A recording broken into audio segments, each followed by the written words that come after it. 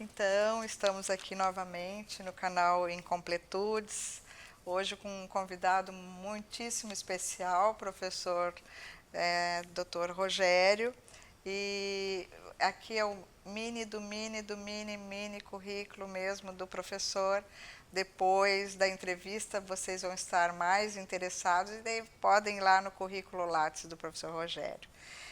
O professor Rogério é doutor em Educação, livre docente em Cultura e Educação pela Universidade de São Paulo, a USP, pós-doutor pela Universidade do Minho, né? Fez o seu orientador na Minho foi o professor Dr. Alberto, que já esteve aqui conosco nesse canal, bacharel em letras também, não é fraco esse professor.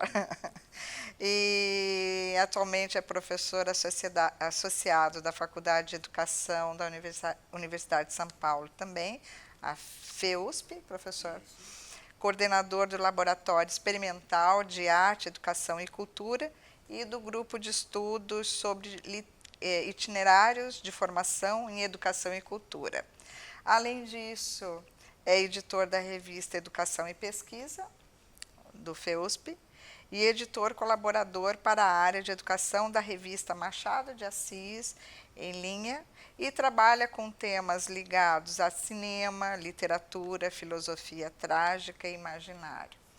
Então, o professor tem uma vasta experiência e conhecimento, né, em todas essas áreas aqui citadas, e a gente vai tentar, em 15, 20 minutos, aproveitar um pouco a vinda do professor e deixar que ele fale um pouco, né, das suas experiências e dos seus estudos e da sua pesquisa. Eu acho, né, professor Rogério, que a gente podia começar com a questão da pedagogia das escolhas, né, que foi um dos temas da tua tese de doutorado e um assunto que você já vem pesquisando há um bom tempo, né?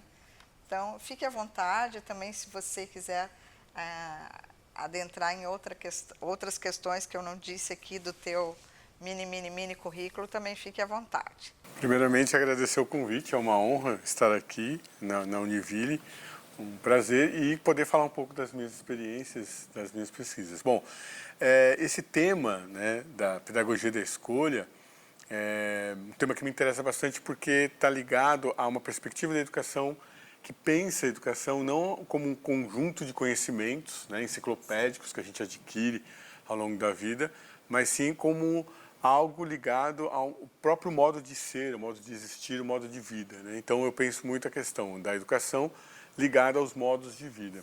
Nesse sentido, a questão da escolha é uma das questões primordiais, porque está ligada não só à questão da liberdade, mas à própria reflexão, né, mais profunda mesmo do que representa estarmos vivos, né, existirmos, enfim, realizarmos as escolhas que nós fazemos. Por isso que, né, na minha tese de livre-docência, o subtítulo é Filosofia Trágica e Pedagogia da Escolha. O título é O Mundo, os Homens e Suas Obras, e a tese está disponível no teses.usp.br. Quem quiser consultar ali, é acesso gratuito. O que acontece, né? A ideia é que as obras fazem a mediação do homem com o mundo, né? Então, a questão aí do homem, a mulher, né? Enfim, a existência, a subjetividade, ela sempre vem com uma carga ali de pulsão, de desejos, né? de interesses subjetivos que perfaz a individualidade de cada um. Agora, o que acontece? Nós somos jogados no mundo, né, por assim dizer, cujas intimações não são aquelas que nós escolhemos, né? E como é que a gente faz a mediação? Como é que nós compreendemos essa experiência de estar no mundo? Por meio das obras. Né? Não só as obras literárias, cinematográficas, teatrais, mas as obras mesmo. Aquilo que é resultante do trabalho, da imaginação, das criações humanas, né? Então, para onde nós olhamos, nós temos ali elementos da criação humana que tem a ver, então, com essa mediação que nós fazemos com o mundo. Bom, isso é fruto, né, das escolhas. Por isso que a ideia de pensar a filosofia na perspectiva trágica é pensar justamente na questão da possibilidade de afirmação. Então, há uma vertente mais nietzschiana, né, em que ele vai dizer que a questão não é, tentar superar os sofrimentos, né, mas dado que eles são inevitáveis, é afirmar a vida mesmo com todos os sofrimentos, com tudo que há de estranho, né, na própria existência.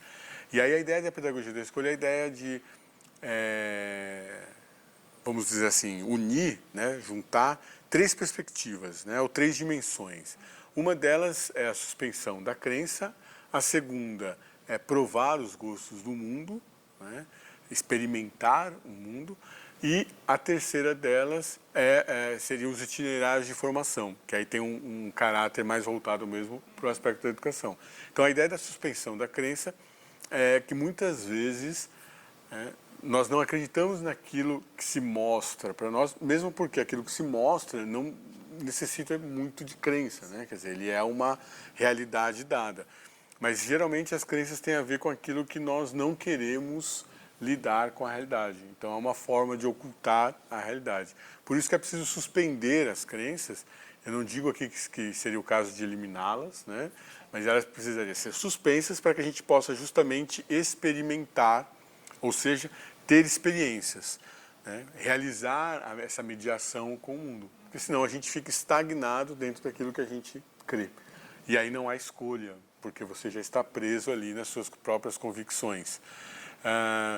A ideia da experiência, então, é uma ideia fundamental, né? Eu acho que a experiência estética, nesse sentido, ela é um caminho para o exercício da sensibilidade para encararmos o mundo, né? Então, exercitar a sensibilidade por meio das artes, por exemplo, por meio, enfim, da imaginação, por meio da estética, é o primeiro caminho para lidarmos, né, diretamente com a nossa própria existência. E a ideia dos itinerários de formação é uma ideia deleuziana, né, dos rizomas, ou seja, não há um conjunto fixo pré-estabelecido de saberes que a gente tem que adquirir, né, como se nós, enfim, estivéssemos ali disputando como enciclopédia para ver quem tem mais informações.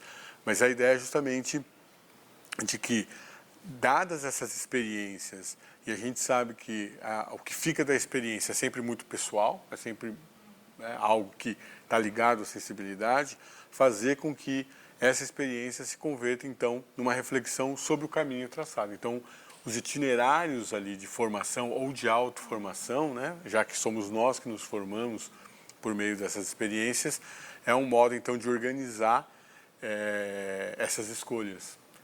Então, a grande questão sempre que fica na pedagogia da escolha é se se eu estou de acordo com a escolha que eu fiz, ou se de alguma maneira eu estou escolhendo a escolha de outras pessoas. Sim. E, Rogério, nessa relação da pedagogia das escolhas, como é que entra o imaginário? Porque você também é um estudioso, né, do imaginário, e tem relação, como é que acontece essa relação? Sem dúvida. Eu acho que a principal questão, quando nós pensamos o imaginário, é que durante muito tempo ele foi estudado, compreendido como uma espécie de decalque da realidade, né? Como se fosse assim, uma imagem enfraquecida da realidade. Isso permeia, por exemplo, as produções literárias. Então, muitas vezes assim, é importante estudar a literatura porque a literatura representa o pensamento de uma época. Então, como se nós estivéssemos ali produzindo documentos, né? Então, o romance é um documento, um filme é um documento que retrata ali o pensamento, a ideia de uma época. Bom, a partir de Gilbert Durand, né, e com as contribuições de Jean-Jacques Wiener-Berger, o Alberto Felipe Araújo, que participou aqui, né, Cecília Sanches Teixeira, a Maria do Rosário, Silveira Porto, Marcos Ferreira, enfim, são vários nomes, né? Paula Carvalho, Teixeira Coelho, enfim, com a contribuição de vários estudiosos na área, Daniele Rocha Pinto, que, enfim, contribuíram para uma ressignificação profunda do entendimento da imaginação e do imaginário. Então, o que nós percebemos hoje com muita clareza? É que aquilo que muitas vezes existe na realidade, antes de existir na realidade, ela existe na imaginação. Isso significa que a imaginação não é, então, uma imagem enfraquecida da realidade, mas ela é uma imagem da possibilidade de um real que pode vir a existir. Isso significa que os filmes, os romances, as peças de teatro, os poemas, as músicas, enfim, aquilo que nós produzimos, né, dentro de um imaginário, ele interfere no modo como as pessoas compreendem, concebem a própria realidade. Então, se a gente pensar, por exemplo, nos seriados que hoje têm, enfim, ganhado bastante relevo, né, sejam por meio dos canais a cabo ou pelo stream, né, pelas redes de stream, se a gente observar com atenção, esse imaginário que circula nesses seriados está presente no modo como as pessoas compreendem a própria realidade. Né?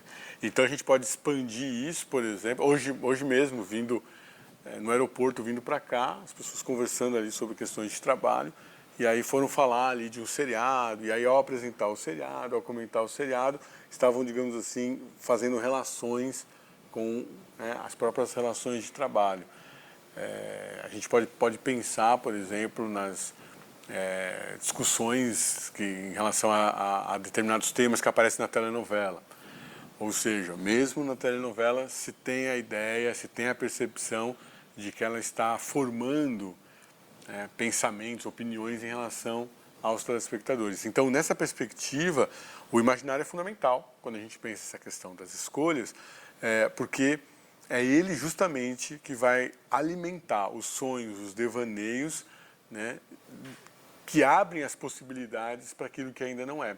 Porque o que acontece? Quando a gente pensa em escolha, a gente sempre mira, né, digamos assim, aquilo que a gente vai pegar.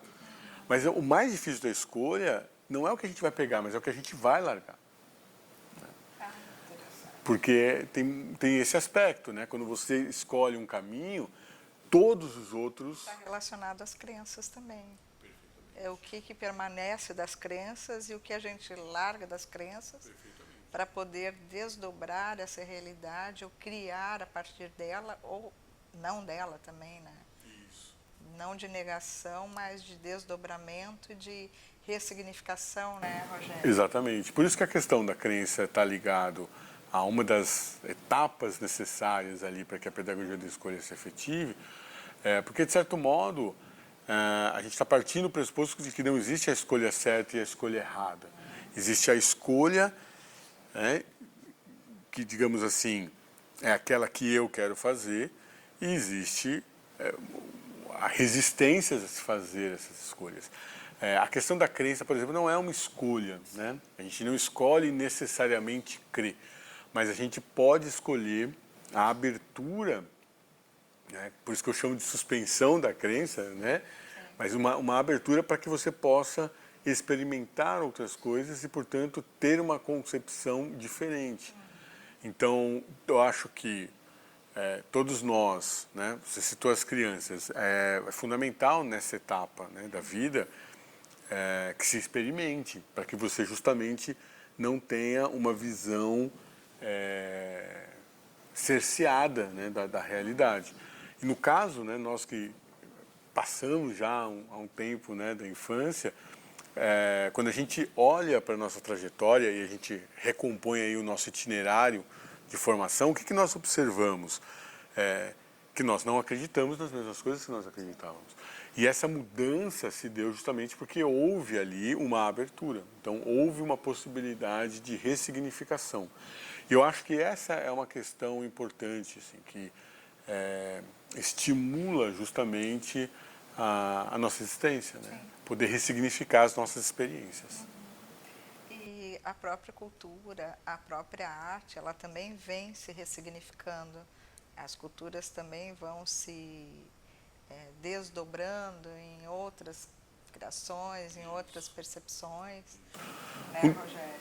Sim. Um dos maiores equívocos quando se lida em relação à cultura é que muitas vezes ela é tratada como se fosse um bem material, algo acumulativo, ou como se fosse algo que se possui, né? Então, muitas vezes a gente ouve assim, fulano não tem cultura, ou ele tem muita cultura.